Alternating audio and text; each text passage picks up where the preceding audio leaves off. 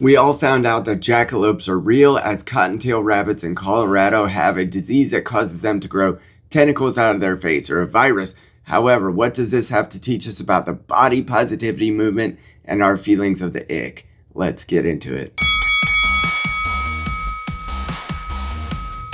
In Fort Collins, Colorado, where I used to live, cottontail rabbits have been found to have a facial virus called the papilloma, where black quills grow like toothpicks sticking out of their mouth and their eyes, and this can be unharmful to the rabbits other than they might have trouble eating. However, this is something that gives us all that feeling of disgust that is psychologically relevant, and it's also relevant to how we view what happens in our culture and in our interpersonal relationships, and we like to call it the ick. Horns have been making the rounds online, and it turns out they're real and not some AI creation. But before you go down a rabbit hole or jump to conclusions about some strange and terrifying new virus, the phenomenon actually has a simple answer. Per PetMD, the rabbits are suffering from cottontail rabbit papillomavirus. For some reason, people are calling these Frankenstein rabbits, even though they haven't been amalgamated parts of a bunch of different rabbits or anything like that. But I'll show you some of the pictures, and they are really disgusting. And what does this feeling of disgust have to teach us about what we see in our culture today? And why is it that conservatives or people who are more prone to right-wing politics have a little bit harder and stronger disgust response? And what does that have to say about the body positivity movement? Apparently, fatness, obesity, being overweight, because that's beautiful now. That's what we have to put on magazine covers now.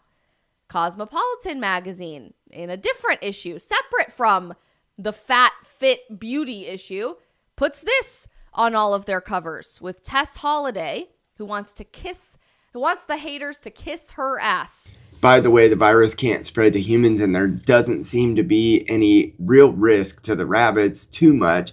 However, this could be the way that jackalopes and the fantasy imaginary jackalope came about all those years ago. I remember we used to go jackalope hunting wherein we would just ask girls to go find jackalopes in the woods when we were out having a bonfire, and that used to be great fun here in Ohio. Little did I know, where I'm from in Colorado, they actually are real. At least they are this season. So how do we apply this to our modern politic? What we are looking at is the body positivity movement, in which we have been told that all bodies are beautiful and that the health standards should be pressed more into an obese frame, to be frank, and that we are being told that that's healthy. Meanwhile, a vast many obese content creators have ended up with severe health problems. Now, why would Ozempic even be a realistic need or a benefit, if it is a benefit, to the populace if it were perfectly healthy to be obese? Because it quite simply isn't. Calling someone or a health condition or their product of their behavior as a health condition, obesity, isn't oppression. It is simply a factual standard. Obesity causes heart disease, it causes diabetes and other chronic illnesses. And we as a society and culture see this and have a feeling of repugnance or that ick feeling, because we know that this is an aberration of a health standard and that we shouldn't call something that is untrue truth. And that's why the ick exists. When we have disgust in our interpersonal relationships, or when we experience disgust in meaningful ways, and when we see things in nature, it is a warning alarm system that we're psychologically given in order to tell us when we need to change direction, steer away from a certain thing, and avoid the jackalopes in our lives.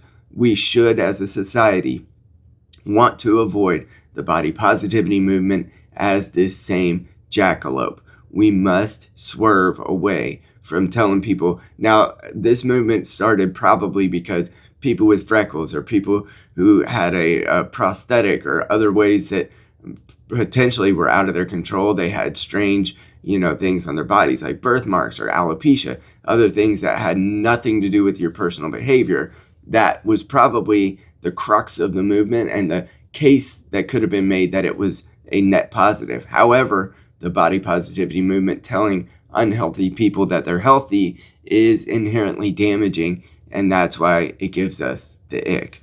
Two examples are Cosmopolitan magazine's This Is Healthy cover and issue, where they demonstrate body positive models who are basically just obese, as well as Nike's realistic body campaign, where they made mannequins that were actually more plus size. And saying that this is healthy is inherently untrue, and that's why it gives us the ick. And these companies have begun to back off of it.